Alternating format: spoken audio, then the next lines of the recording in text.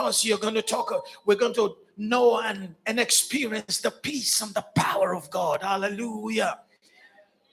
Isaiah chapter 9 verse 6 says, for unto us a child is born, and unto us what? A son is given, and the government shall be upon his shoulder, and his name will be called what? Come on, let's hear together. Wonderful Counselor, Mighty God, Everlasting Father, the Prince of Peace. Today it wouldn't just be semantics. It wouldn't just be an utterance of what we call doxology. It will be a reality in your life.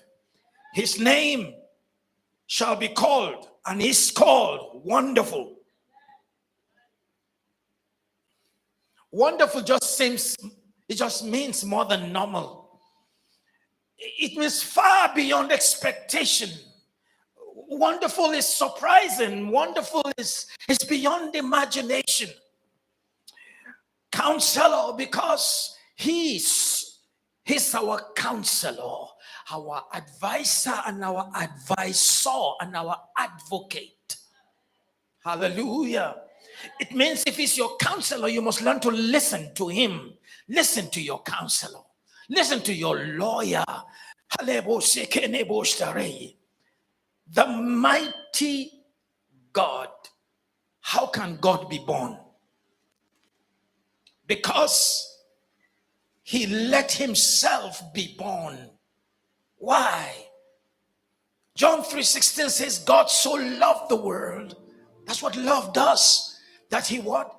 He gave his only begotten son. Not born son. Begotten. In the beginning was the Word. The Word was with God. The Word was God. The same was with God in the beginning. And there was not anything made that was made. And the Word became flesh and dwelt among us. Hallelujah. Hallelujah. Hallelujah. The everlasting Father, the Prince of Peace, his Son, his Father, he's the Prince of Peace.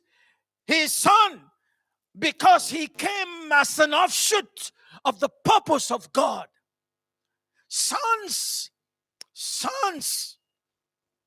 are arrowheads. Sons, katelebosa, are projections. He was the projection of God's salvation. He is our salvation. And he is our Redeemer today. Hallelujah. And I want you to know, people of God, it is not just words. It has become reality for us. You know, somehow, when people become so alienated with God, from God, they become so demented. Because they cannot even understand, they can't answer the question how they came to be here. And yet, an explanation of how you came here, you reject it. But you have no answer for it. What can you even make? Jesus said, can you make one hair on your head? Hallelujah.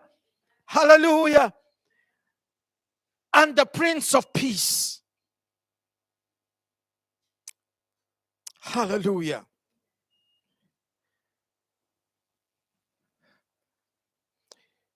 Just his names. And then we see the Prince of Peace in action in Mark chapter 4 verse 35.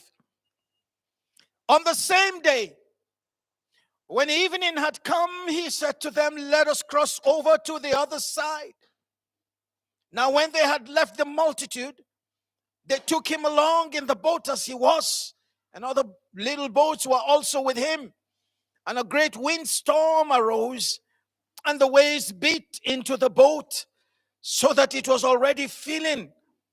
But he was in the stern, asleep on a pillow.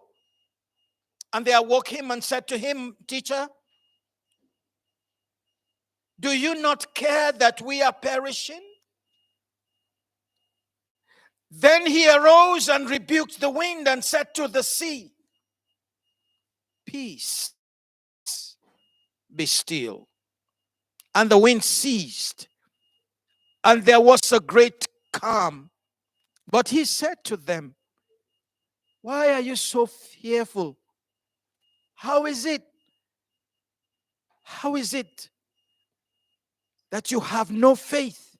And they feared exceedingly and said to one another, who can this be that even the wind and the sea obey him? They haven't even read their scriptures because he has been named already who he is. Who is this that even the seas, the storms obey him? This is more than a name. He is a reality. Jesus did not come here to survive. Neither are you here just to survive. He was on a mission and he was on a purpose.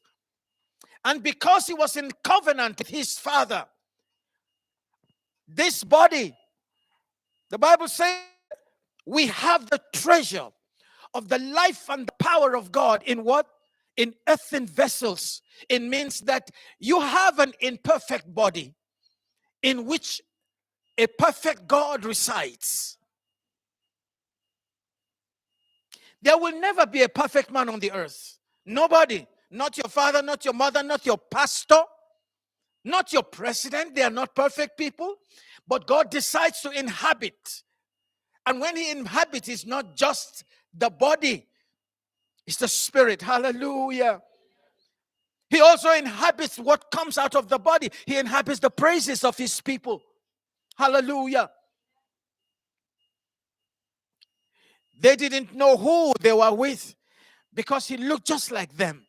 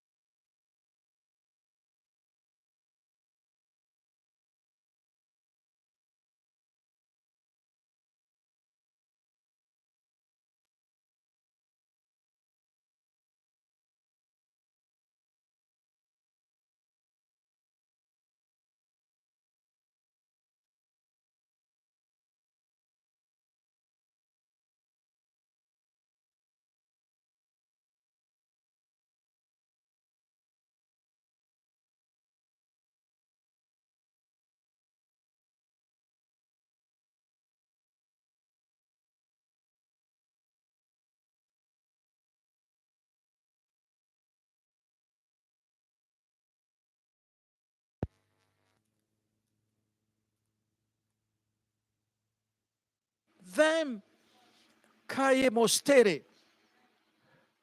They were going, and then the storm arose. I was privileged many years ago, nearly 20 years ago, to be on the Sea of Galilee. Wonderful, very peaceful, but it can come very crazy in any moment. It's a huge place. It's more than just a small lake. It's a sea. That's why it's referred to as the sea of. It's huge. As far as your eyes could see, of course, you could see on the other side what we call the Golan Heights. You know, there are a range of hills and mountains that go right into Syria. And he got up